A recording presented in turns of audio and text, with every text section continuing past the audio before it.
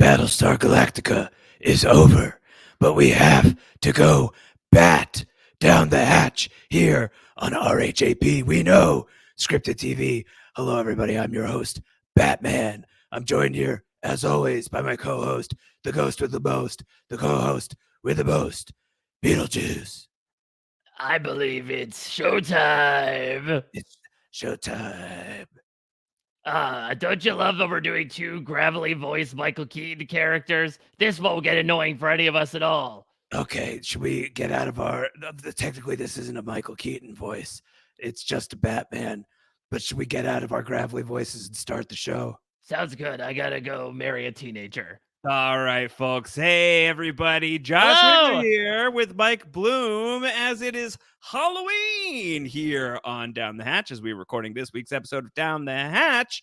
If you only listen to the audio versions of Down the Hatch, then perhaps it's because you aren't aware that there's a video version of Down the Hatch. And if you are no longer aware that there's a video version of Down the Hatch, that you ignored what I just said.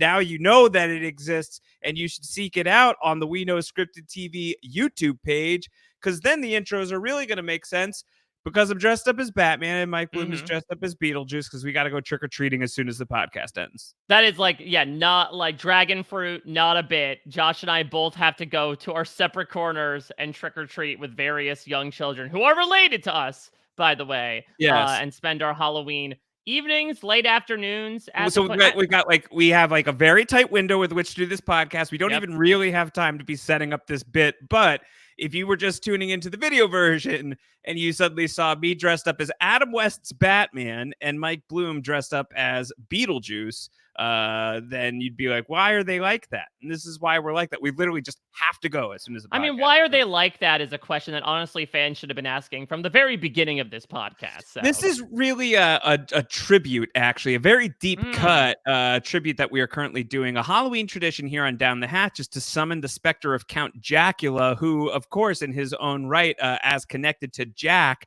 therefore is connected to Michael Keaton, is therefore connected to Mike Bloom as Beetlejuice, and is therefore connected to me as a Michael Keaton Batman of sorts. That's 6 degrees of separation. Caprica's 6 degrees of separation. Do you think they play that on PSG? Are they like, well, so-and-so copulated with this Cylon, who's a model of this other Cylon, who's friends with this Cylon?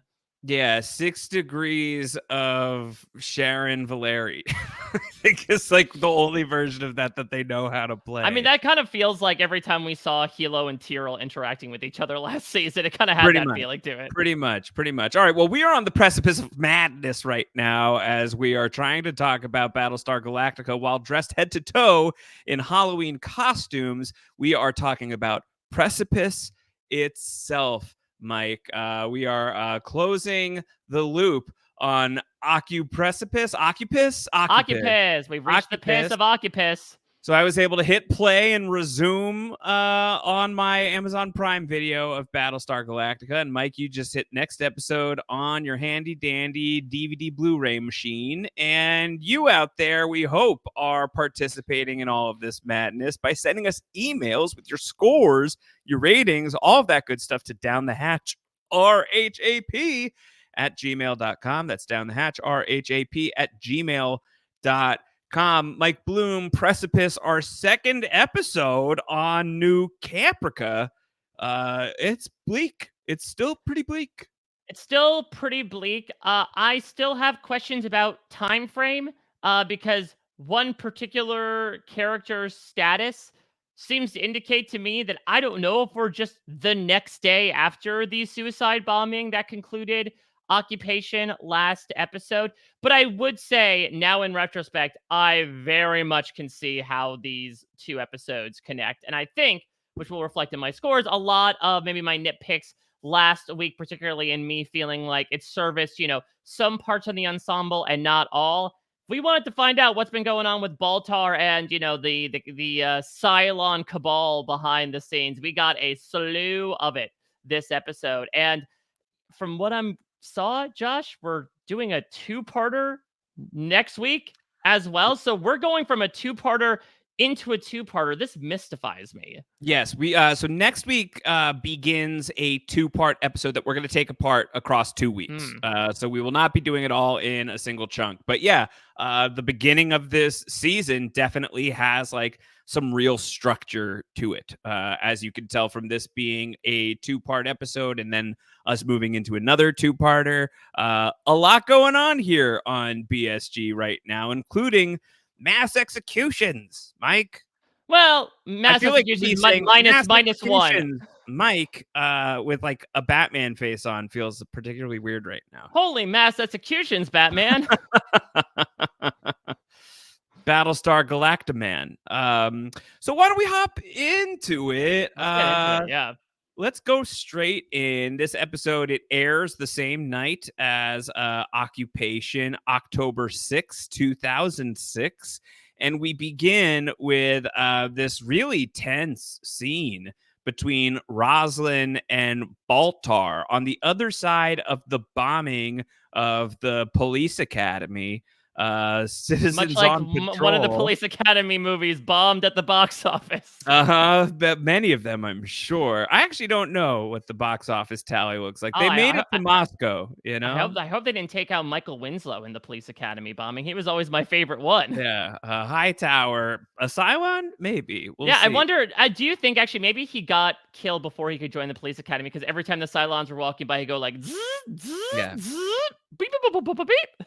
Yeah, he's too obvious as a Cylon, so we can't pick him. That's true. I don't think it would work quite well. But the people who are of interest on New Caprica have been rounded up, and that will include former President Laura Roslin here, who is a person of interest, a POI, and now briefly at least a POW, as she is being rounded up. And Baltar is going to be like, man, all of this violence, right? We should definitely make a joint statement condemning it. And she says, no. I mean, yeah, it's the POI talking to the POS here in the form of Baltar. And it's interesting because, like, I was trying to read Baltar's face, and I think we're going to get his perspective later on as to, okay, I guess even he has a line to a certain extent. That's my line. But I was intrigued to see the reaction given or lack thereof to when, you know, Baltar insists that nobody has been tortured by the Cylons, and Roslin just outright names Colonel Ty as a counterpoint. Baltar does not. I don't know. Like, have you seen that tie hole lately? I was trying to remember to get a read as to like whether Baltar knew about this, whether he did and didn't care, whether he did and like actually had an emotional association to it. Right. Where did you land with that? It's still indeterminate. I mean, this character is all over the map.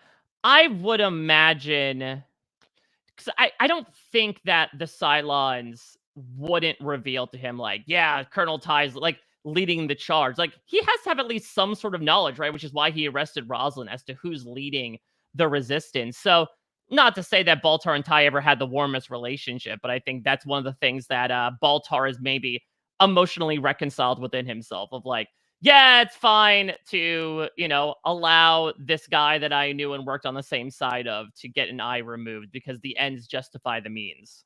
This is a really great scene. I think when you get Baltar and Roslin together and they can be, unlike us, masks off, and get a chance. Yeah, I know, and get a chance to like really dig into it. I think fascinating things occur. Like there's this moment where Baltar tells Roslin, like, look me in the eye and tell me you approve of bombings, of like people strapping bombs to themselves and blowing up fellow humans. And she can't do that. But she then, you know, is like talking about how like you're ordering tortures, and Baltar's the one being like, there's no torture. And so there's like this interesting thing that's going on where we're going to see like Roslin like is not supportive of some of the ways that the resistance is carrying out their mission, while at the same time you know, there's some question about how far is she willing to go, and Ty is certainly going to get into that in a bit, but she at least seems to like recognize reality. And then there's a question of like, is Baltar recognizing reality at all that you raise? And I think it is really interesting. Well, and let me extend on that because I know I'm sort of, rejiggering things from a chronological perspective, but let's bring in the solitary deleted scene that was sent to me that takes place in solitary because the deleted scene for this week is an extension of this opening scene where Baltar is going to get into a little bit more, I think, as to I wouldn't even say like his defeatist attitude, but why at this moment he is all about going belly up for the Cylons. And it's not just, a deceased Caprica 6 telling him, like, listen, I'm dead anyway. You'll be dead if you don't do this. He says, at the end of the day, the Cylons are machines, despite all the layered psychology and emotional complexity built into their programming. They Yeah. calculate where we gamble, and they analyze where we only hope and trust. Their hearts only reason, while ours only feel. And again, it's incredibly interesting given the fact that at least the last time we left him, this was a character that had a very deep emotional connection with the Cylon, whether imaginary in his head or not, and seemingly still here with Caprica 6. But now he is coming through with this prevailing logic of like, nope, they are remorseless killing machines. And Yeah. so they are always going to hold power over us because what slows us down, which is essentially our capability to emote, is overwritten by their programming. Yeah. So it's fascinating stuff that I think like these differences between man and machine that continue to be explored here, and a really good scene with two of our most important characters on the show. Yeah, Roslin gets to do a lot of like reconciling with her former political enemies in this episode too, which is very fun. Okay, well, so we go from this scene between Baltar and Roslin to look who's still jamming, Jammer. Okay, what the hell? Yeah. This So okay, so like I was trying to remember it. So the yes. end of Occupation, like Jammer says, like duck, duck, I'm right here. He seemed to be in a fairly close proximity to the bomb that kills 33 people in that room. Not a scratch on Jammer's head, from what this episode indicates. Yeah, no, he's fine. He's totally fine. He was there, and he didn't die. Do you think he was like had to go to the bathroom during the ceremony, and that's how he lucked out? Like he, He hid out in the porta potty like Indiana Jones does in the fridge at the climax of Kingdom of the Crystal Skull, and he survived the blast. yeah, it's possible. I mean, until proven otherwise, it doesn't seem like there are any other obvious mechanisms on this show for which someone could like be blown up and then somehow not be blown up. I mean, Jammer being a Cylon would be. I mean, what if like Jammer frees Callie? Like, all right, this is my big betrayal of the Cylons. Go on, be free. And like, she actually runs headfirst into more Cylons that decapitate her. Jammer's Well, like, that would be awful, gotcha, right? gotcha. That would be tough. But I don't know. I guess this is without saying one way or the other, just while we're on the subject, let's say that the show did reveal Jammer here as a Cylon. It doesn't appear like that's what's being presented to us at this point in time. Mhm. But is that like if we're like we've got a limited pool of Cylon spots? Yeah, And we that's the gave thing. one to Jammer, like a character of Jammer's size. Is that how do you feel? What does that do Well, for you? that's the thing is like it seems that with one large exception in Simon, all the other Cylon spots are reserved for like big main characters, surprise reveals, or like good celebrity names to them, like a Yeah. Lucy Lawless. Jammer is outside of any of those Venn diagrams. And also to the extent that it took me a good long while to remember who he was. I don't think it would go for the face crack of the century like the producers would hope of like, oh no, Jammer, who was part of the secret police, is actually the Cylon. Let's just cut out the middleman and also make him a Cylon. Yeah. Okay. Just trying to gauge as we go.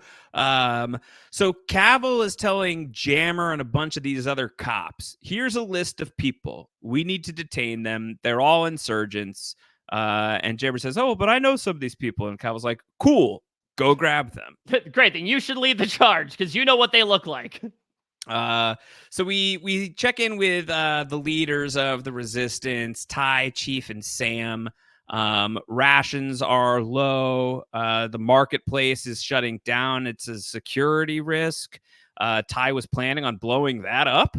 apparently. Yeah, so and Chief is like, yo, wait, what are we doing? Whose side are we on? And Ty has gone like, I don't know, full Ricardo Montalban as Khan here with his monologue and like, we're on the side of the demons, Chief. We're evil men in the gardens of paradise sent by the forces of death to spread devastation and destruction wherever we go. It's like, crazy. Who would have thought that, I don't know, is this sort of like the guy who got the railroad spike in his brain and all of a sudden he got further... Phineas Gage? Yeah, Phineas Gage got like different cognition. Maybe Ty lost an eye and he became like this beautiful poet laureate. Phineas Gage was a Cylon for sure. Yeah. Colonel Ty is like in his full like pirate sailor mode, right? Like he is like the ghost captain Barbossa. Like he's just missing a pipe. Like there's a moment later on where I think he's like rolling a cigarette. Yeah. While Roslin is dressing him down. He's like, listen, lady, I don't know sometimes if you're smarter than I give you credit for, you're too soft. You like, best start believing you're in dystopia, Miss Roslin. You're in one. Like he's like gone full ghost pirate here. And I think it's a great vibe from Ty of like a guy who's been in so many different wars and has been in so many different conflicts and is just on the other side of what seems to be a pretty lengthy imprisonment. And he says it like, you know, it doesn't really matter if you send them out to die in a Viper or you send them out to die wearing a bomb. They're still as dead at the end of the day. Right. It's this idea that, listen, we're at war. And this is something that I have been conditioned to do before we wound up in this absolutely terrible situation. I fought in 2 darn Cylon wars. I sent men off to their death every day. Did I feel guilty about it? No, because for lack of a better term, they knew what they signed up for. And it's interesting because it harkens back to some of the stuff that we touched upon with the initial Roslin and Adama conflict, right? Which is like Roslin wanting to protect the safety and sanctity of the citizens versus Adama, who wanted to do it in a very different way by winning a war. And so it's very interesting to see this conflict come into a new light. Obviously, Ty is going to dress down Roslin around by being like, oh, I thought you had ice water running through your veins. But it turns out you're actually a naive school teacher. To see that sort of, again, we talked about this last week, to see take 2 on Ty replacing Adama, it's both very similar and very different than what we got prior. Yeah, he's a different guy right now. But I think that Chief feels very consistent. That Chief is sort of the guy who's like, hey, what are we doing? Doesn't that feel like that? Like that feels very Tyrell to me. That he's like, I don't know about this. This feels like this has like shades of him and Sam Witwer's character Crashdown back at the start of season 2. Yeah, like there's got to be another way. Yeah, exactly. And it's like, nope, I've been trained to do it this one way. And that's the thing as well, is that I think, again, he's taking the Adama approach of like, we are at war. That was Adama's go-to message, right? Whenever there was a big conflict that came up in the first 2 seasons. And Ty is really taking that to the extreme of continuing his philosophy from last episode of like, civilian casualties are worth it to spread a message. Again, the ends justify the means. Yes, exactly. Okay, so Jammer starts arresting people. He arrests Callie. Yeah, and then you have baby. We're not imprisoning the baby. You can only imprison me in a flask at a basketball game. Is that a Nicolas Cage? No, it's Little Nicky, remember? No, I never saw Little Nicky. Josh, do you not... like Dragon Fruit, do you not remember when we did an entire extended bit last week where I was Adam Sandler's character Little Nicky from the film Little Nicky last week when we were talking about this baby? Yeah, but I've never seen it. So you were just nodding along and going along with it? Yeah. I mean, like, I know enough to know what Little Nicky is. He's like this little, like, penguin-looking guy, and he's the devil's kid, and he's Adam Sandler. But I don't know any quotes. If we're quoting, well, it's just that he goes up to New York and he's very cold all the time because it's very hot in hell. He loves Popeye's chicken. Popeye's chicken is the shiznit. And his goal is to capture his escaped 2 brothers inside a flask. And I believe the climax of one of those happens at a New York Knicks basketball game, if I'm remembering correctly. Oh my gosh! Wow. New York sports having a moment. Little Nicky bringing him back. All right. Well, I guess my homework assignment is if you're going to watch every episode of Battlestar Galactica, I should watch at least, an hour of Little Nicky. Maybe just watch like a compilation on YouTube or Okay, TikTok. cool. I think you're largely fine to watch the highlights, and high is in like very generous quotations. So the next day after Callie is arrested, Chief is going to take a meeting with Felix Gaeta, and he's going to get a real good hater into Gaeta, where he's like, why has Callie been picked up? She's not part of this. Gaeta's like, I'm going to figure it out. I don't have anything to do with detention.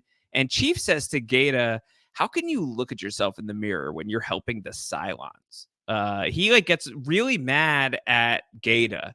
And what is your read on this situation? Is Chief mad at Gaeta for not doing anything, or is Chief mad at Gaeta despite maybe piecing together that he has been doing things? Like, we know that Gaeta flipped the bowl over, but the way this Right. conversation plays out, I think, leaves it a little open as to whether or not Chief knows. Yeah, because let's remember, this was a misconnection last episode, right? That Gaeta was making himself very public by running out in broad daylight, but Tyrell still didn't see him. I guess the question is, had they had conversations prior to this? Like, if they Right. had just cut off all communication in the however many months between season 2 and season 3, then yeah, obviously, then Tyrell will be like, okay, the jig is up. I know that you were deep throat in a manner of speaking. If not, then like, yeah, maybe the guys is still happening, and it's just Tyrell kind of like mouthing and venting, not realizing that the guy that is the only reason the insurgency was going for so long is actually standing right in front of him. I don't know. I'll be generous and say that now the connection is outed, and now Tyrell's using it as an opportunity to be like, well, some good you were doing. Now my wife's been arrested. Jammer talks to Chief. Jammer's like, oh man, I heard what happened to Callie. I'm so sorry. And Chief's like, yeah, it's the cops. It's the guys. It's the traitors. It's the ones who became the cops, Jammer. But that's not you and me. At least Yeah. we can feel like we're pretty good people. We're not We're- just we're- palling, but partnering up with the various Cylons and policing the streets. And Jammer's like, oh well, maybe these guys got in over their own heads. She's like, I'll tell you what, the ones that got in over their own heads are someday not going to have any. There's a reckoning coming, Jamma. He says he's gonna string up people like Gata, hang them in the square, and you and me are gonna be tying the knots. And Jammer's like, I only know how to jam. I'm not tire. Yeah, and Jammer starts just jamming in his pants. He's like, oh no. Don't say that. Don't say jamming in my pants. Yeah. He's like, oh, maybe I should have just blown up in the thing. Jammer's in a tough spot. Damn my plot armor. Why could I have not died at that explosion? He had one chance, Okay, so Roslin is gonna go and check in on the insurgency because she is in on this. She knows what's up. She's part of this, Mike. Yeah, you talk about person of interest. She is rarely the Michael Emerson character, right? In HQ, she was identifying photos last time, not in the field. Yeah. So she goes, it's like, hey, do you think maybe let's not do suicide bombings? And Ty says, you working for the Cylons now? And she smacks him and says, sorry, I didn't mean to smack you. And did I hit your tie hole? And he's like, no, lady, you didn't. And this is what he gives the whole speech about. Doesn't matter if it's a Viper or a bomb vest. The person is dead either way, just as dead. I always thought that was a great line. Yeah, I agree. And again, it goes to show how diametrically opposed these two are right now. And again, that really speaks to how this Roslin Baltar scene is so interesting in that I think both sides see the other one as like this monolithic, unified force, but it's clear there's always complications therein. There's the shades of gray, and that like the insurgents are not always going to agree as to whether or not they should use suicide bombers. Perhaps Baltar is not as much of like a complicit dog of the Cylons as maybe we thought upon first glance. Yeah. So he tells her, leave the fighting to me, and you'll be back on Colonial 1 in no time to moralize to whoever you'd like. So Ty, he's had moments with Roslin where he's underestimated her at his own peril. Here he sort of says that, and then he's like, but then you come along and you say something like this, and it shows me that you're not ready to do what it takes. You just don't have what it takes. At the end of the day, You just don't have what it takes. Meanwhile, let's go and check in on some of the Cylons, Boomer and Caprica 6, the ones who just want everybody to get along, Mike. They're like, I can't believe this. Can you believe all of this stuff is happening? Yeah, it's again, they're sort of like high up on their throne. It really seems like the Cavils are like the biggest boots on the ground, right? Everyone else is really kind of sitting in their ivory tower looking down upon them. And it is interesting. I had supposed last week that maybe, certain Cylons handle certain parts of governing. And that does seem to be the case more and more. And I guess from that perspective, we get an outright assassination in this episode of one of the leaders. Yeah, that's a pretty wild thing that happens. Okay, so a couple of things first. Jammer tells Boomer, hey, we picked up Callie in the raids. And of course, this is the OG Sharon Valeri, who was killed by Callie. And so she's going to go and visit Callie and like tries to be like, Callie, I just want you to know, no hard feelings. It's totally cool that you shot me. I'm really happy for you and Chief. And Callie's like, what is this? Yeah, what are we doing? She says, I wish I had a gun. And Boomer says, please stop quoting Kurt Cobain to me. That took place years and years ago in this universe. And she's saying like, if I could, I would just have a gun and shoot you again. She says, how many times do I have to shoot you until you get the message that I want nothing to do with you, lady? Yeah. Fair. I think fair. Yeah, I mean, it's a really weird reunion for the two of them because there's also sort of the connotation linked to it, right? That Callie has been forced out of her home and imprisoned by the Cylons, too. The Cylons that I'm assuming she has learned through the works of Tyrell is headed up by Boomer.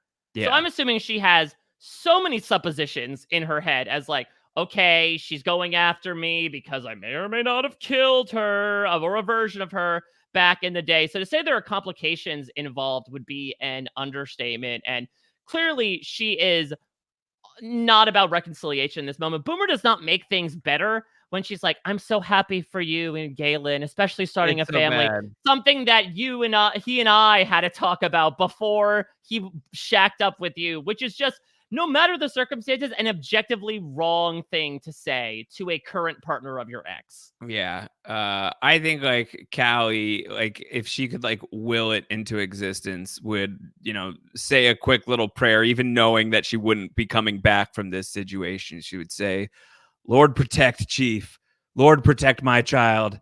I have to kill this lady. I don't really care. I'm sorry. I've been put on this planet to do one thing, and that's kill Sharon Valeri multiple times over. As many times as the writers will allow it. Okay, so we go to Colonial 1. There's another bombing. Another bombing happens first. Ty has sent another woman to her death. Another bombing occurs. The Cylons are really not having it now. The Cylons are like, we need an extreme response to show these people that we're not going to take it anymore. We're not going to take it. We either need to increase control or we're going to lose control. So here's what we're going to do. We're going to have President Baltar sign off on a list of a shit ton of people to be executed. Just sign the dotted line. I love the 360 shot here. Obviously a great ability to use all the duplicating stuff of actors playing multiple roles here. There's even a spare Simon. I know Simon cameo. Even was got called into work that day. No, he's not even in the circle. He's like basically been relegated to sitting on the couch, like just outside. You think he was like, can I sit in the circle? They're like, no, you're Simon. Come on. Like, listen. Assholes. Every power structure needs a kind of like butt monkey. I'm pretty sure Simon is like the Jerry Gergich. I don't like it. I don't think it's fair. I mean, have you seen The Farm? I think it's fine. That's it. I think, well, it's interesting though, given the events of another storyline that we'll get into. I do wonder how much Simon played a role in that particular plot point. Yes, fair. We will get to that for sure. So Baltar's like, I don't really want to do this. And Caprica 6 is like, he really doesn't want to do this. And in fact, he doesn't have to do it. And then Aaron Dorrell puts a gun to Baltar's head and says, if you're not going to do it, we'll just find a president who will. And there's also the thing, again, this is so fun about Cylons, is that it's essentially like playing a game of Among Us where like they respawn so quickly, but you kind of have imprinted in your memory, oh, you did this thing to me last time, so I'm less likely to trust you. For instance, Deanna bringing up, oh yeah, remember at the end of season 2 when you killed me? Like, Yeah. yeah, you may have favorability among the other Cylons, but I certainly did not forget it at that moment. And it's all going to kind of coalesce here where Caprica 6 is like going to try to speak up against this, and then Doral's going to first off, shoot her straight through the head, Pop her and in the then head. B, do something we have never seen this actor do before on the show. Outright bellow into Baltar's ear, intimidate him into having to do this. He's furious. Like the Cylons are pissed. The Cylons like came here and thought they could do things differently, and they just were not able to compute at all that this is not the way to go. And now it's going the way that it's gone, and they're angry. They're like actually angry. You're seeing that.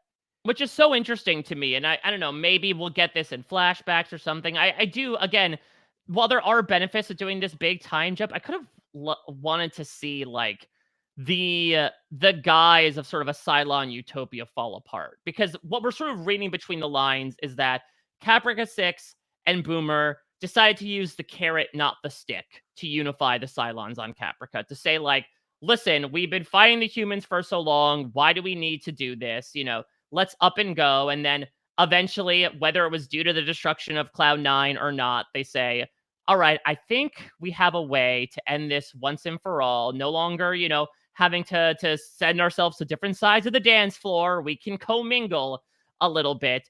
And then that all gets shot to sunshine, and, you know, the utopian vision turns into outright authoritarianism.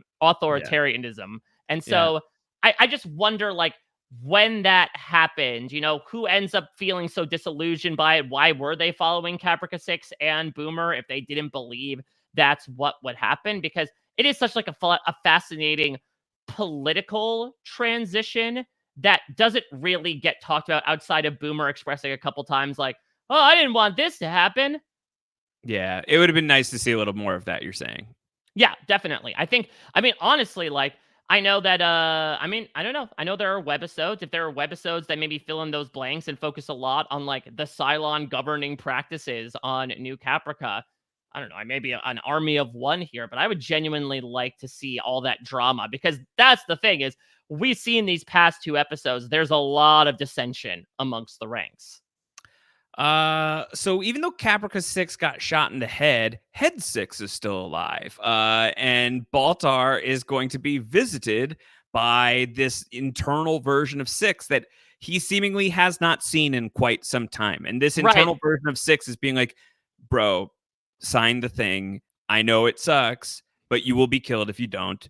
And this way you get to live to fight another day. And so whatever you want to call that, is that, you know, is this like some Jiminy Cricket type of a thing? Is this like him trying to justify for himself, like whatever, you know, whatever it takes to stay alive? But he does like ultimately sign it. And I like how the show sort of like presents that as almost an out of body experience for him. That like it ends up just like he ends up as like he looks at the piece of paper and it has his signature on it. It's like he had to disassociate for this this act that for him is the most egregious thing that he's ever done.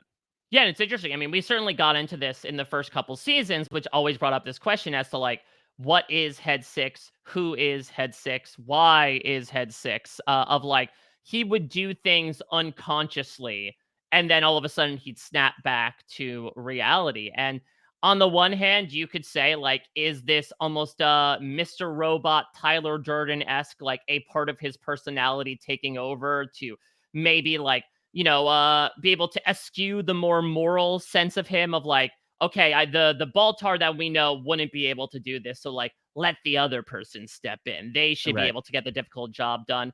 Could it be that like, yes, it pretty much got confirmed towards the end of season 2 that like there isn't an implant in Baltar's head, but like maybe it is something where Caprica 6 disappeared and then was somehow able to like live in the cloud of Gaius Baltar's head, right? There was a save state of her that was like, okay, guys, it really is me, Caprica 6. Yeah, you shouldn't do this. Because she was speaking in the first person when she was talking to him about whether or not to sign.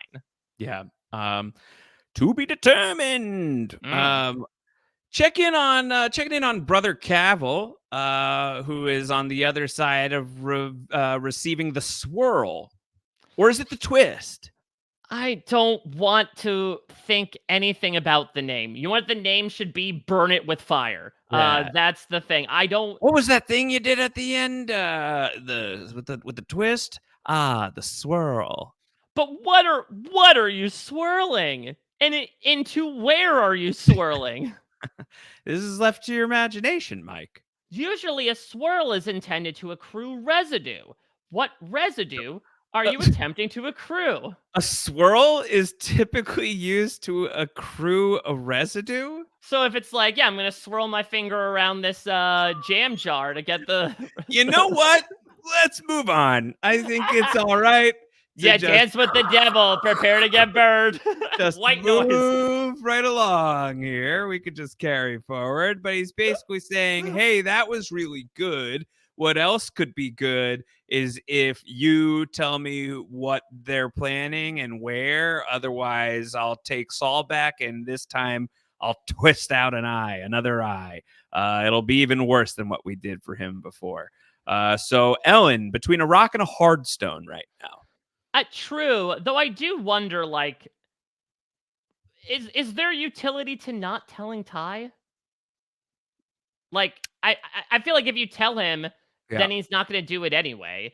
And then if he finds out later, he's going to be angry at you. So I guess it's just a matter of, like, getting out from under his nose.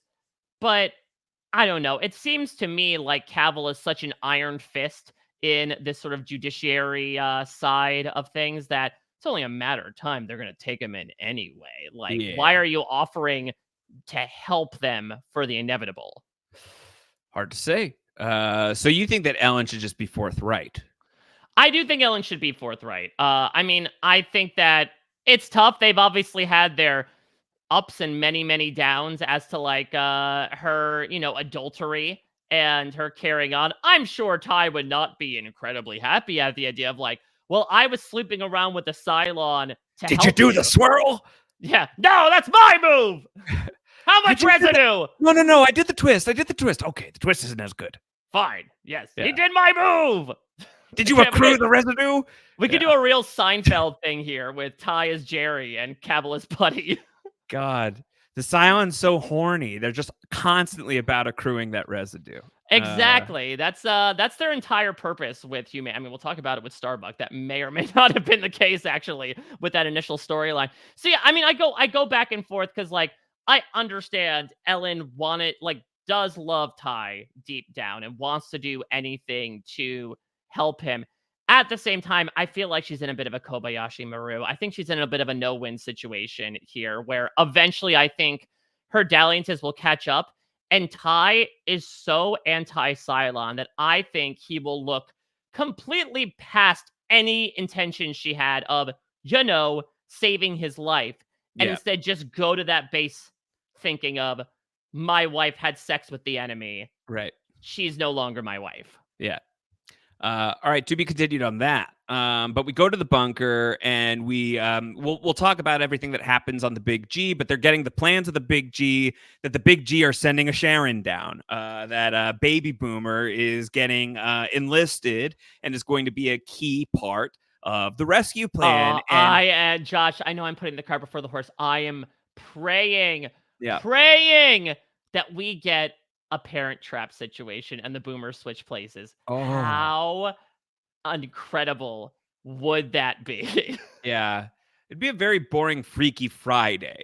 I feel like it's like, okay, well, like your life isn't so different from mine, but if we're parent trapping, I think that's a different story. Or like maybe Prince and the Pauper Ring, where it's like, okay, we're gonna capture Boomer, and then Baby Boomer takes her place to be like, it's me, regular Boomer. Hey, I'm regular Boomer. I think we should let the humans go. Yeah. So we'll see if that's what ends up happening, but she is going to be part of a rendezvous with Sam, because Sam knows her the best of these people. She was part of the new Caprica, or the old Caprica. Again, things stuff. that we missed dearly in the apparent time jump that happened at the beginning of season 2. But yeah, the more you think about it, it does make sense. Like, they were hunkered down there with the human resistance for a little bit before they got picked up. It wasn't long, but like, I think she proved herself. If any of them proved themselves to her, to anyone, I think probably to Sam. She was a part of that at least. So he's fine. Ty does not love this. Sam's like, don't worry, mission's gonna work. But yeah, I think to your point, Ty is showing just how much he hates the Cylons here, that even though this is Bill's plan, he's really not into it. And Ellen does walk in. I think we're here at this point. It's the four of them, right? It's Ty, Chief, Sam, and Ellen. Yeah. Cylon plans on the mind here as they're trying to figure out, like, what are we going to do to get the hell out of here? And one of those plans includes Bill sending a Cylon to save them. And Ty's like, nope, no way. Really don't like that. And there's Ellen overhearing, like, oh, maybe not the right time to talk about this. I would say, actually, just like, if the door is already open about I hate the Cylons, like, they just throw it on there, Yeah. It feels more minimal as opposed to making it exclusively a bomb being dropped. Like, throw a grenade in after a nuke. Don't reserve the grenade for a more intimate situation. Ellen swipes the map of like where the rendezvous is going to be. She's like, oh, no, don't worry, I got stuff. And she just swipes the map. Which I'm confused about because, like, she burns the map, but the rendezvous still happens? She has like they're supposed to burn their communications so that they can like as close to incognito as they can get. Okay. But she squirrels away one of the maps. Gotcha. Okay, that's what I missed. I thought initially it was, okay, she's going to burn it so that, like, they're not going to meet up in the same spot. And they do. It's more so that she rats out the rendezvous so the Cylons can start, rat-a-tat-tatting onto them. Certainly seems to be that way. On Colonial 1, Felix is going to find the signed execution list and go to Baltar and be like, yo, what are you doing? And Baltar's like, didn't have a choice. Aaron Doral was on one. Yeah, I mean, Baltar looks... I would even use the term traumatized. Like, it seems like he has not moved from the position and state of mind when Doral had that gun pointed at him. He can't even look Gata in the eye. He's like staring listlessly into the middle distance. And so even if a part of him did take over to sign it, it is something that clearly he is not happy to live with, because he has just now conscripted all these people, including a good amount of people that he knows. I wouldn't even go so far as to say care about, but like certainly has a relationship with, condemning them to death. Yeah. Gata is really upset about this. Baltar, to your point, also seems upset about it in his own right. And we see some of the names on the list because we start to see them getting rounded up, including Roslin. She gets detained. Callie is going to be a part of this. And Boomer is trying to say, like, look, if Chief is in on this, killing Callie is just going to make this worse. Deanna's like, whatever. You don't think that there's a good reason to kill any of these people. So, I'm not really listening to you. We see Zarek. Zarek is back. Welcome to season 3, Richard Hatch. As a different type of Richard Hatch is returning to TV as well. So he is. Here's Tom Zarek, and Zarek and Roslin are like having their like most congenial moment the two of them have ever had. As they're having both their Paul Rudd, look at us, who would have thought moment. Yeah, well, they're being driven off to their, what they don't know yet is their potential demise, but they can assume that this is no good. And they're somehow able to laugh about it. I guess in the face of certain death, Mike, sometimes all you can do is laugh. I mean, I think it really is them sort of like looking, sort of them just like looking back on their, Okay. Yeah, Serenity now. Exactly. It's just this opportunity for them to look back on their incredibly tumultuous journey, right? And it's also interesting we find out that, again, Zarek, despite being on the other side, did have a line. He was the former vice president, and he apparently decided off camera, like, No. I didn't agree to the Cylons coming in when I signed up to be a part of this cabinet. I'm done. And it's interesting. It doesn't seem like he's part of the resistance, though. No, it Which, seems like he's been incarcerated for the full 4 months. yeah, which I guess would make sense if they're like, this guy got a little too close to how the sausage gets made. So, like, let's keep him away from divulging any sort of state secrets. He looks fine. No appendages missing on his end. As far as we know. Tongue as sharp as ever. Yeah. We'd have to do a full pat down to make sure. Oh, that'd be interesting. Yeah, so maybe the episode ends with Zarek getting shot in the dick, and he's like, haha, joke's on you. I Yeah. got none. Technically, anywhere he got shot, you could say the Cylons shot a dick. So there you go. Let's put a pin in this for now. Let's survey the other storylines, and then we'll close back out with what's going on over there. But let's elsewhere on New Caprica is this very strange storyline about Casey, Starbuck's daughter, in quotes, as Leobin says, hey, remember the farm, that episode that Josh and Mike referenced just a little while ago? They managed to get one of your eggs, and they fertilized one of your eggs in another woman who then died during childbirth. And hey, look, it's Casey.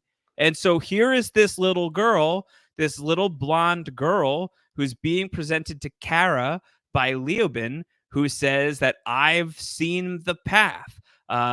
This girl will get the will to live from you and the spiritual clarity from me. She'll know the mind of God in this lifetime. And he leaves Starbuck alone with Casey for them to bond. And by bond, I mean for Kara to be among the worst babysitters ever, as she's just going to let this little girl fall down the stairs. Yeah. Casey falls up the stairs. Casey falls down the stairs. It's looking about as bloody as Boone did during that vision. Boone. Yes.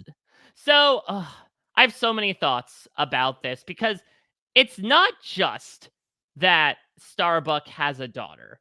It's that the way it is being couched, Starbuck has a daughter with Leobin.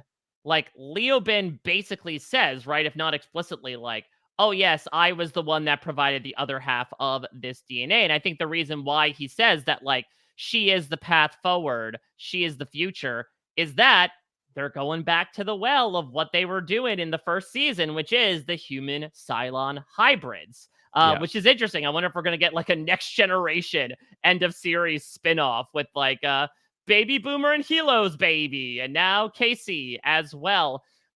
It's really interesting because I imagine it's going to be, for lack of a better term, very fertile ground for Starbuck in terms of story potential. That this was somebody who is a little immature in her own right from what we got in the first couple of seasons, that she is somebody who is a little emotionally stunted in some areas due to trauma, due to, whether it be previous deaths or, her torrid relationships with her family, with religion.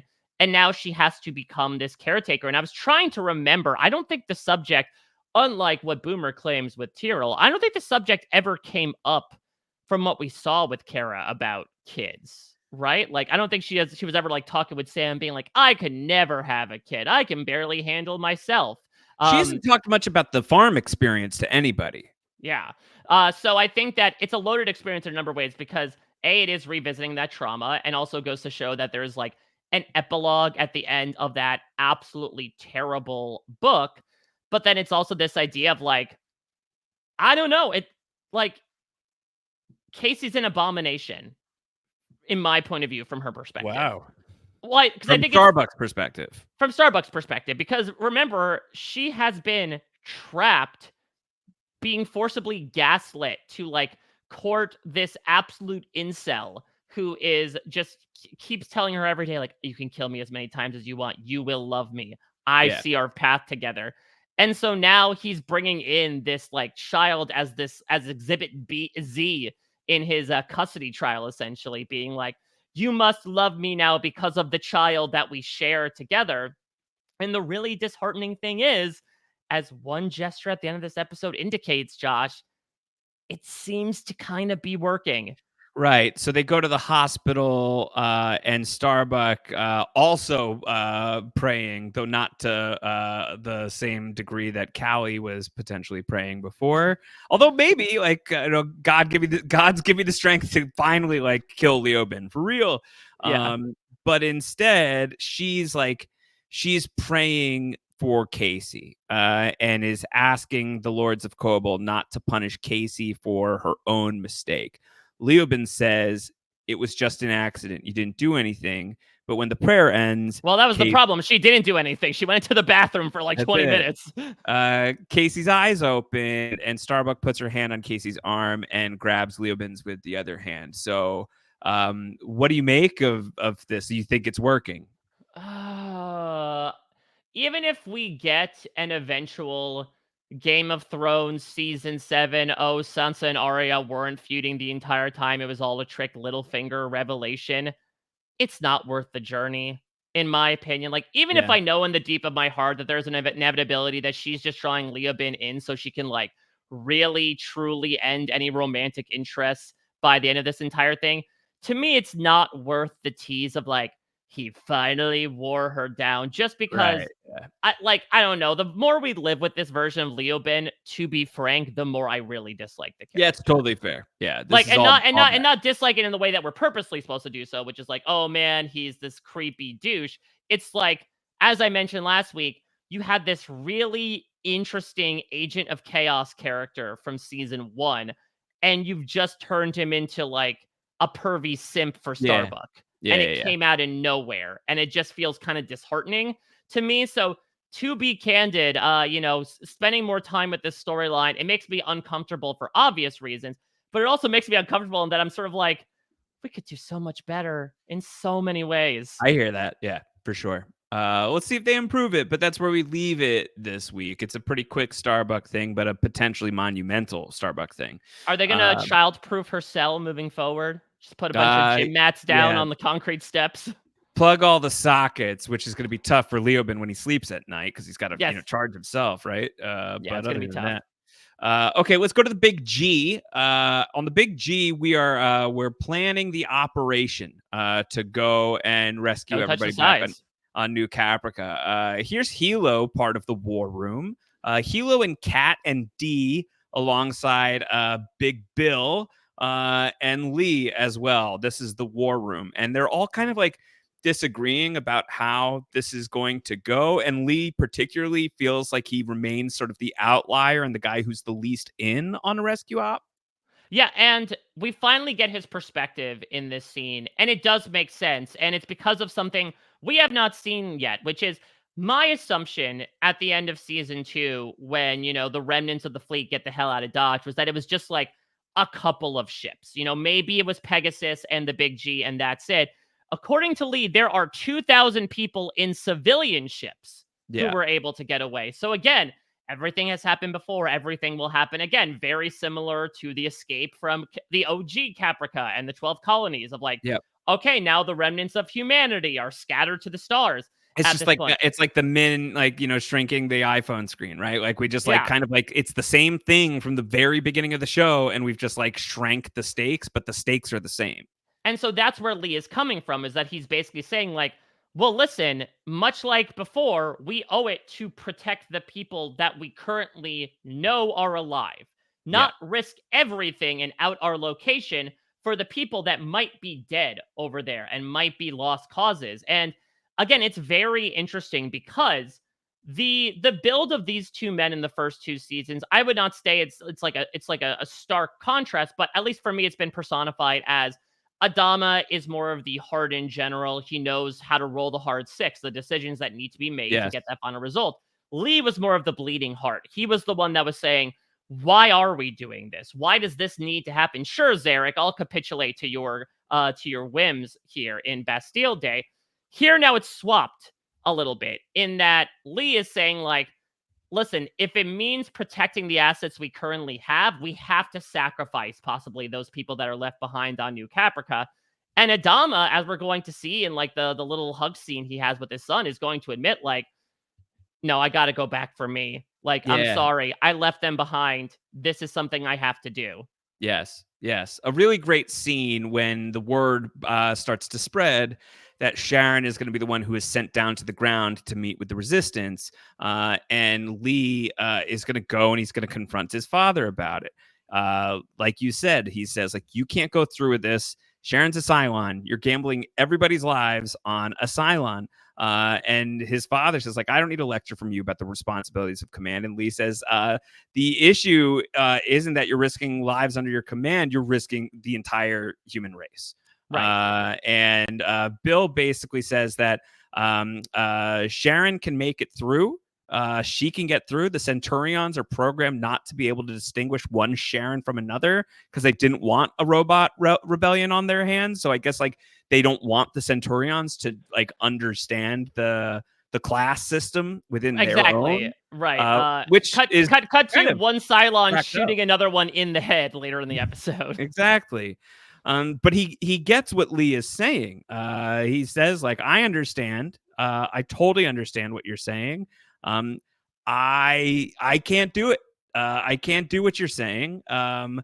But you can. And the Pegasus and the civilian fleet, you guys will move on, resume the search for Earth, and I'm gonna go back. I have to go back. This time, I can't live with it. Can't face it. Maybe I'm a coward, but I'm going back, son. And I'm thrilled about this. Not to say, I don't love the rich territory that comes with like the differences between father and son in the Adamas, but I'm glad that for many reasons we kind of moved past the whole "you've gone soft, son," because the first Lee's able to clarify his position, and second, Bill's able to clarify his position of like, no, actually, I think you're the more hardened person here. You're the one that's taking the more logical approach and moving forward with the numbers that we have.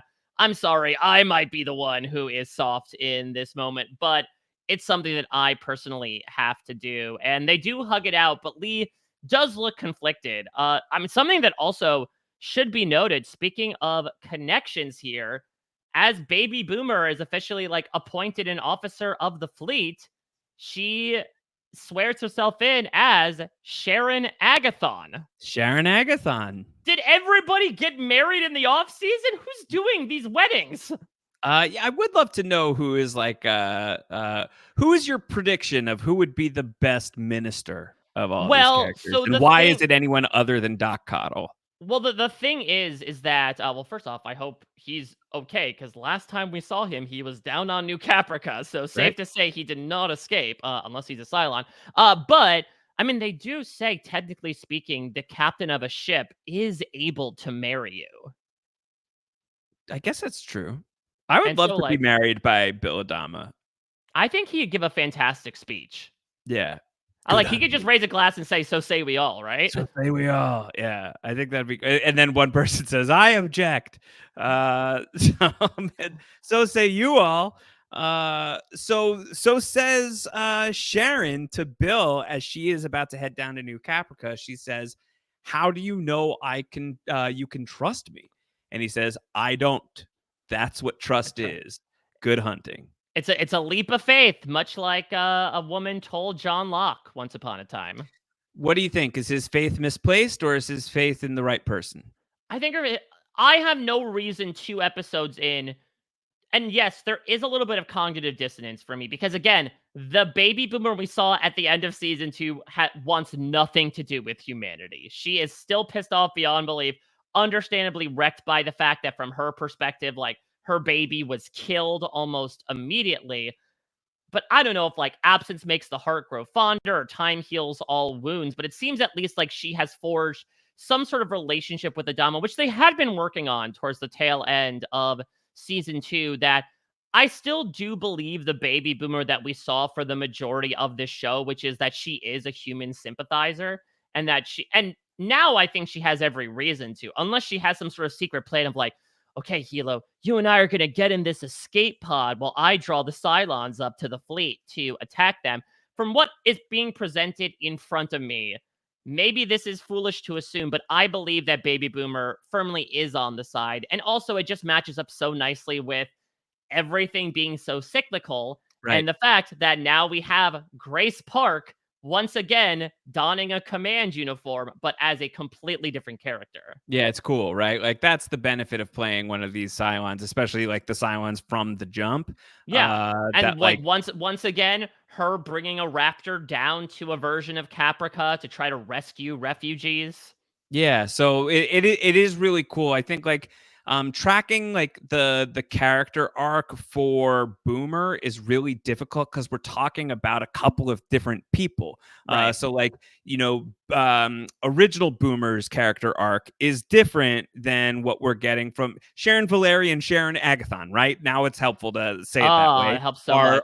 Are not the same person. They're totally different people with the same building blocks, and they've experienced different things and have met different people and have fallen in love with different people and are on their own separate journeys. But I think one of the beauties of the show, particularly as it handles Grace Park's participation in the show, is the ways in Participation. which they're able to sort of like glue these storylines together and like have them reflect each other. So I think it's a really great observation of the way in which Sharon Agathon coming down to New Caprica echoes Sharon Valerie coming down to OG Caprica once Right. upon a time. And then also to see them sort of be two sides of the same coin, and that like both of them are basically behind enemy lines at this point, but they are far and away like the biggest sympathizers for the quote unquote enemy. Yeah. That we have like, okay, they are both the biggest human supporters on their various sides. Yeah. Okay, so now let's follow Sharon down to New Caprica, where she makes it to the rendezvous point. And what does she say? Like, Pycon Panthers rule. And Sam says, "Go Z-Bucks." And that's like their like lightning flash, I guess, of like their call and response. Wow, we missed out on a lot during that time jump, apparently, during the farm of like they got inside jokes now. Yeah. So they hug it out. Sharon says, "It's been a long time." Sam says, "Funny, I see you every day." That's wisecracker. That being said, I think Sam is dead. It's gonna die in this Exodus 2-parter. I don't think he makes it out of here, especially considering how under fire they're gonna be immediately. Yeah, they get shot at. They're suddenly getting shot at. And that's how we leave this portion of the story. The let's go pick up the resistance operation is going swimmingly so far, Mike. Yeah, it's not going great, Bob. And so I imagine that between this and Callie, we're gonna get a lot of people running through the forest at the beginning of this next episode, and it'll be interesting because like That's the Exodus. It's just escaping this forest. yeah, I mean, listen, that's like Prison Break season 2, isn't it? But the question is like, let's not shade Prison Break season 2. They get to go to all sorts of locations, and Prison Break season 2 is probably the season of Prison Break that covers the most ground, short of potentially season 4 of Prison Break when they're like deputized by Michael Rappaport to go around breaking in and out of things. But that season's not as good as season. What you are to Prison Break is what I am to Little Nicky, evidently. It seems. Okay, fair enough. Completely over my head here, but I'm intrigued because it's not like they can just go back to New Caprica now, right? I feel like the toothpaste is out of the tube, especially from Callie's perspective. She's a fugitive. So then I guess she's a fugitive. She's a fugitive. So I'm assuming what happens next will probably be that, like, I imagine, I don't know, it's probably a wide set of woods, but you know, for plot convenience, I'm sure Kelly's eventually going to run into this group, and then maybe they'll all get to the raptor, and then they'll take off back to the fleet. And so, like, we're bringing back some part of the resistance, just not all of it for the rendezvous. Because yeah, on the other side of things, everyone is stopped at a quote unquote rest point, but it's not going to be to go number 1 or number 2. It's to basically open fire on them. But Jammer is going to jam a little knife in between Callie's bindings and basically says, "Run." And Run, so Callie, run! And so she is just going to take off and never look back. And I thought for an instant that, like, oh, the Cylons are turning. They've noticed her. Nope, they're too focused on getting their machine guns in line to just open fire upon this group of people. And that's where we end the episode. That group of people includes Laura Roslin and Tom Zarek, it should be noted. They're fine. You think so? Yes, I am under the devout belief that if Jammer can survive an explosion that happened at the most 6 feet away from him, I think it's almost a guarantee that at least Laura Roslin will be able to dive out of the way or dive behind some hapless soul as the Cylons start firing, and she'll be able to make out of it relatively unscathed. Okay. All right. Well, we'll find out. But a lot of lives in jeopardy as we leave Precipice and head towards, like you said, Exodus Part 1 is going to be the episode that we're getting into next week. Before we do that, let's do some MVPs and LVPs, Mike. I've got 3 MVPs this week. You've got 3 LVPs. I'll kick us off with a little boomer action, baby boomer. Let's give the newly named Sharon Agathon her first point of the season for, building the trust back with Bill. And frankly, I would also argue for like Bill earning her trust back. Like just to spoil it, I give Bill a point here as well. I think call us Cylon sympathizers, but I don't think either of us were blanching at the plan as much as the people around him were. No, I think we've been treated to her perspective on the show, and I think like we've got reasonable, expectations of her as a character at this point, and like what she wants and who she is and what she prioritizes. Like she hasn't been presented to us as a major mystery character in a long time. In basically all of season 2, she's a pretty cards up type of character. She had that moment even on Kobol where she could have shot Bill, and she's like, I could have shot you, but I didn't. Here you go. She like, it's like here's your gun. Weird, it's a very weird scene, but she's trying to build some trust there, and it took a very long time. But like now they're tight, the plan is going poorly for reasons that don't have anything to do with them necessarily right now. But I think like Sharon being in this position and Adama, as always, rolling the hard 6, or in this case, the hard 8, as he is sending Boomer down. So I think points to both of them for me. And then my other point, just to round it out, is going to go to Laura Roslin, who I think has like just like the Mary McDonnell scenes in this episode, I think are really good.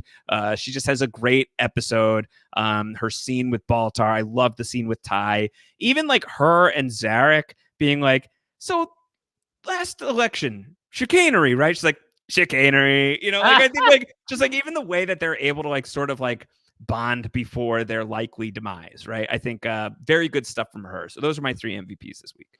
Yeah, so I'll move into my 2 MVPs, and I'm going to stay on the ground here in New Caprica. I'm going to give a point to Jammer. I took away from him last week. Let me give to him this week. Is it great still that he's a part of this like secret police force that is a traitorous organization that's going to help round up humans and execute them? No. But at least we're seeing some regrets, and he actually does do something that arguably Boomer should have done, which is make a move and free Callie, which is like very much sticking his neck out there. So credit where credit is due. Jammer was able to make up a good amount of ground with his actual actions here. And as much as it pains me to say, from what I am reading from this very unfortunate storyline, I have to give a point to Leobin. Like, if it was his goal to use this to get Starbuck on his side, from what I am reading so far, and I say this with no love in my heart, mission accomplished. Wow. Plus, like, if it is his daughter, like, that's even, I think, itself a victory for him of like, my dreams have come true. I have a daughter with Starbuck. Wow. So this is one of the classic MVP points for being good at being bad. The Ethan Rom Memorial point, baby. Yeah. There we go. Yeah. Okay. So let's just be clear that Mike gave your MVP points this week to a man who has kidnapped and potentially fathered a child with his kidnapping victim, and also to the human traitor police officer. Listen. When I give my MVP points, it doesn't matter if they're good people or bad people doing good things. They know what they got. Do you have ice water running through your veins, Wigler? Or are you just a naive podcaster? A little Nikki reference. That was a tie, right? I'm doing my best. Oh, should I cover my eye? Would that have helped? Yeah, you need to cover your tie hole. All right, bottom 5 then, Mike. Oh my God, looking at what you put down. So then Starbuck is getting an LVP point for becoming a mom? No, for seemingly getting duped. And also as well for going into the bathroom and letting a child possibly crack their head open on the pavement. Well, that's not great, right? Like that. No, like objectively, whether or not it's your daughter, just a piece of parenting advice for people out there, even people who aren't parents, probably shouldn't let toddlers trip on concrete. Just like something I've learned from my time on this big blue marble. As best as you can, avoid it. Starbucks should just stop going to the bathroom, because from last week's deleted scene, just bad things happen to her while she's in there. Then you give your other LVP points to Boomer and Caprica 6, because it seems like if the intention... OG Boomer, right? OG Boomer, yes. Sharon Valeri. Because if the intention of their mission is, yes, we're on a goodwill mission, we're going to bring everybody together under our unified vision, it is out the window at this point. They have lost control of this operation. Caprica 6 gets shot in the head. Boomer has pretty much lost all power. She cannot do anything to help Callie stave off her execution. That's something that Jammer steps in to do. So, it's a loss of life in the case of Caprica 6 and a big loss of standing in the case of Boomer. My LVP points go to Jammer for being a cop. And Baltar for signing the execution order. I understand that he had a literal gun to his head. Tiny little Cylon violin. That's what I'm playing right now. That's all I got for him. So it's, early days yet. Baltar is currently our LVP leader with -2, and then a bunch of -1s, and then everybody else in the MVP section is tied. No one has taken it. No one has broken out. So some diversity here early on. We like to see it. Yeah, I mean, this goes to show it's a true ensemble show. We should note that very little to take care of in the air. Like, I think Baby Boomer got a point, Adama got a point, and that's it. Like, we're Leodama, D, Hilo haven't really gotten their due, in my opinion. I still feel like while we got a lot of great stuff from this 2-part episode, it does feel like maybe the people up in space are kind of getting the short shrift. Yes. Here, and that like their goal is to basically just sit there and wait for communiques now that they know there's a resistance back on Earth. Hard to be as interesting as everything that's happening down on New Caprica. Like New Caprica is so new, and like what's happening down there is so unlike what we've seen on the show. Right. That I feel like it is fascinating, though, that it's basically like a total inverse of what season 1 was, where you hated what was happening on Caprica and just wanted to be on the big G. And here, I don't think you're hating what's happening on the big G, but you're a little sleep by it. And what's happening on New Caprica is riveting. And I don't know, you could kind of tell that the writers are like, all right, let's make it interesting. Make Leodama fat. Like, if that's the source of how they're going to make things entertaining for the characters that are stuck up in space, it's not a great sign. We could do better. Okay, Cylons versus the fleet. Cylons still in front, I think. Yeah, even though we got like one person of interest to escape, the Cylons are, given they were able to get the president to sign in order to exterminate a bunch of people, which they will assumingly do at the beginning of next episode. They get a drop on the humans at the rendezvous, which was like the first spark of hope for them in months. So no reason not to say the Cylons this week. I totally agree. So the Cylons have won both weeks so far. It brings the overall totals to the fleet has 15 victories to the Cylons 11. The Cylons, as always, on their tail. Rating the episodes, which everybody can do from a scale of 0 to 4.2. Send in your scores for every episode of Battlestar Galactica to downthehatchrhap@gmail.com. Last week, I gave Occupation a 4. This week, I'll give Precipice a 4. I think that the energy is basically the same for me. I love this stuff. I love seeing BSG here in New Caprica. I think that the ways in which the characters have turned, remarkably fascinating to me. And this week is no different in that regard from last time. So I'm just hammering them with the same thing. And I think it's especially sensible from my perspective, considering they aired in a block, I do think that they're sort of meant to be viewed as two parts of a whole. I will be a little discrepant. First off, let me say I'll follow up on a promise that I already made to myself and to everybody here last week. I did raise my score for Occupation. I put it up to a 3.8. I still think Occupation is a little weaker to me than Precipice. Maybe it's just because by Precipice, I sort of have my head in the reality of what's going on. And there was just so much happening in Occupation that it felt a little overwhelming at times. Precipice, I feel like we were able to follow up on some stuff that I really wanted. And the weakest stuff was the stuff that was like incredibly disturbing, but nothing to me that felt like, oh my God, this is dragging the episode down. So I ended up giving Precipice a 4. And maybe that represents more so to me a vibesy thing over like an actual quality of episode thing. That Occupation, I was trying to get my feet out from under me. Precipice, I'm getting to a nice steady pace. And now I'm ready to, much like Callie, break into a run for Exodus parts 1 and 2. All right. Before we frack off, Mike, is there anything else from the deleted scene this week? No, nothing else. Yep. So I'm intrigued. We've only gotten one so far from each one of these episodes. I'll be intrigued to see if we get more, because there were a slew in every episode from seasons 1 and 2, or if like a transition in production maybe just had them leaving less on the cutting room floor. The jump count increases by 1. 26. First jump of the season, I believe, right? First jump of the season. Sharon jumping the landing party. 2 Raptors jump near the surface of New Caprica. We see it, so that gives us 26 jumps series wide from the fleet that we have seen.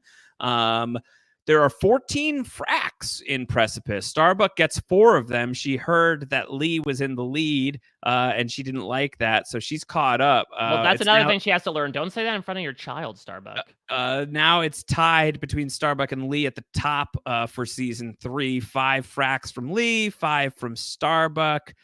Chief scores this week. He gets 3 fracks, so he's on the board with 3. Wow. And even unnamed character gets a frack in this episode. Just some rando citizen that's like, what the frack are you doing, Asylon? Some rando guy. Speaking of fracks, Mike, you once predicted that Starbuck and Apollo would frack within 41 episodes. The countdown is on. 35 episodes down. How are we feeling? Oh, bad. Bad. I'm not going to say stop the clock. We got to let it run out, but we're basically in the proverbial garbage time of this football game. Like, I know that I'm probably losing, but I have to see it all the way through and hope for a Hail Mary at the end of it. Mike, last week you predicted that the fleet will touch down on New Caprica within 10 episodes by the end of the mid-season. Sharon is here. Does that count?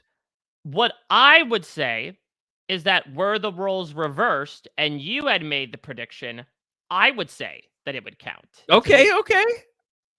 There you go. Sure. There we go. All right. Appealing to your sense of empathy, Josh. Because to me, she represents like the fleet, right? It's not like we get someone randomly showing up here. This is an envoy. I thought it was going to be dragged out because, again, I thought that the pace might be a little bit slower going more day by day. Again, it seems like, and maybe I'm happy to be wrong here, there's like an indeterminate time jump between Occupation and Precipice here, where they were able to like mobilize something. Clearly they've been communicating for quite some time, where they kind of really sped up to this point, which frankly I'm glad for as well, because the sooner we merge these characters, the better.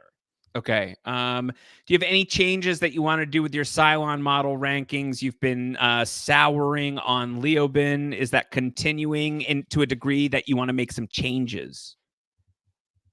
Yes. Okay. All right. So just to set it up for everybody, the Cylon model rankings from worst to first for Mike are Simon, aka number 4, is in 7th place. Aaron, aka number 5, is in 6th place. Deanna, aka number 3, is in 5th place. Leobin, aka number 2, is in 4th place. Brother Cavill, aka number 1, is in 3rd place. Boomer, aka number 8, is in 2nd place. And 6, aka 6, is in 1st place. So how are things changing? Leobin sinking. How far? I'm going to put Deanna above him. Okay. I think I'm happily surprised that Lucy Lawless is continuing to show up on this show. And also even just looking at this episode, like, yeah, Leobin quote unquote gets a win here, but like Deanna is able to kind of like rightfully take control back of the Cylon party after, Caprica 6 and Boomer were able to wrest control back at the end of season 2. The more I see Deanna, the more I like what I see from her. And I don't know, like, yes, it's only been 2 episodes of this new version of Leobin, but it has been so unpleasant to me that it really weighs him down. And to be fair, we've only gotten like a couple of other episodes of Sure. Leobin as well to compare him to.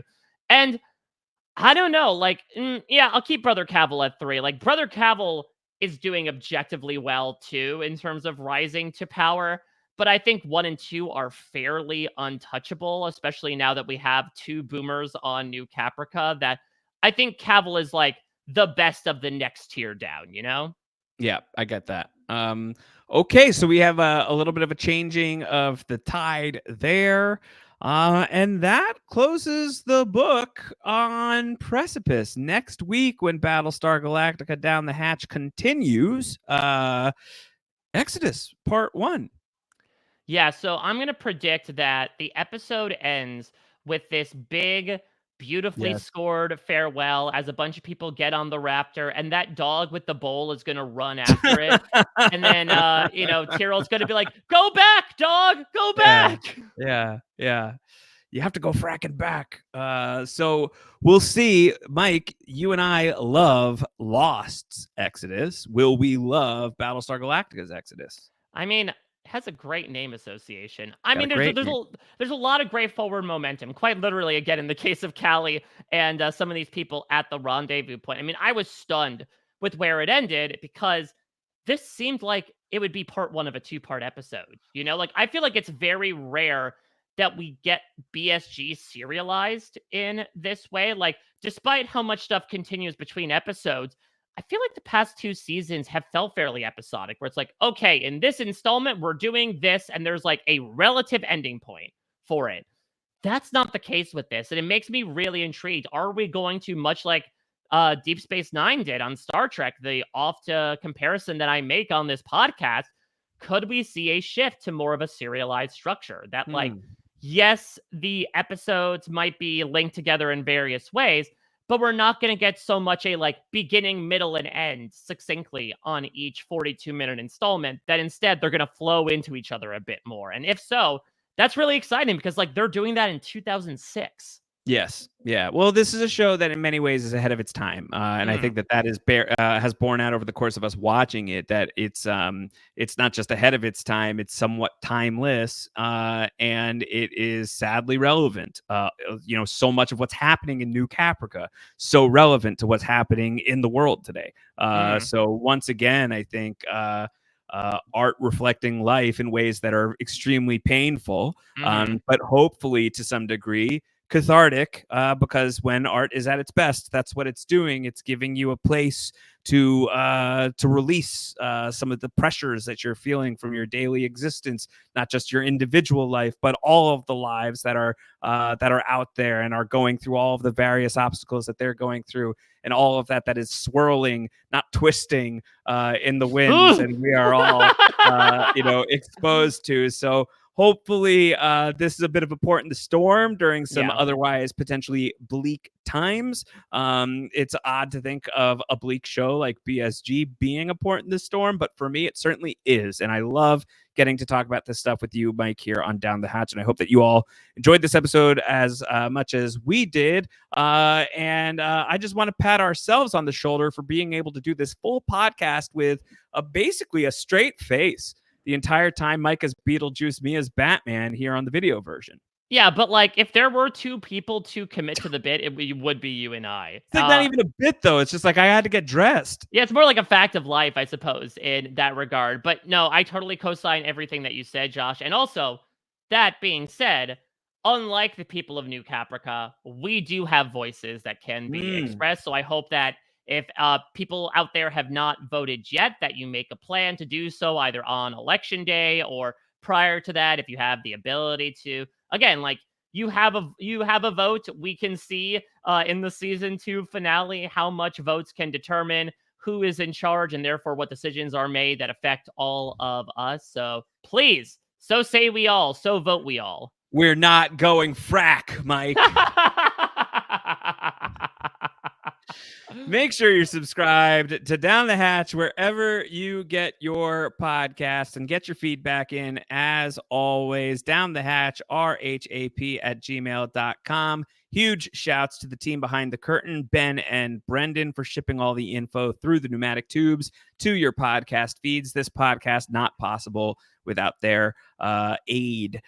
Mike Bloom is at a Mike Bloom type wherever you can find him, including right here on RHAP and the B&B, talking Survivor every week, talking TV for real with Sasha Joseph. You guys just had Andy from Big Brother on, talking horror. Yeah, Andy Heron is a huge horror fanatic. Sasha and I very much are not, so it's very fun to connect about what he loves about it. Is that a pipeline to true crime, comparing horror movies to horror TV shows? It was a really, really great time. And then also on the scripted side of things, The Penguin airs its penultimate episode on Sunday. I will not reveal too much, but it is bleak. Do I show up? No, you don't, but it's basically as dark Batman as the environment in which you thrive. So just fair warning about that. But once you check it out, of course, Grace and I will be breaking it all down before the big, assumingly action-packed finale coming up next week. Okay, sounds fun. So check all that out here on WeKnowScriptedTV.com. You can subscribe to RHAP, We Know Scripted TV, on your podcast player of choice. Let me just say that it is very helpful if you hit subscribe on that feed. We Know Scripted TV. Tell your friends, tell a neighbor to hit subscribe. That is the best thing you can do for the podcast, is to subscribe and spread the word. If you're looking for a way to help make this thing continue, that is a great way to do it. So hit subscribe, tell your peeps. We would love all of you to come along. No, that's Easter, Josh. Halloween is the holiday we're talking about. Tell your candy corns and your Reese's peanut butter cups and your apples filled with. No, wait, don't take those. Put those back. Just tell all the people that you know. Hit subscribe to the feed. Mike Bloom, that's gonna do it for us here on a very special Halloween themed episode of Down the Hatch. Do you mean it's go time? It's time to go. It's go time. We'll be back next week. Until then, take care. Bye. Oh.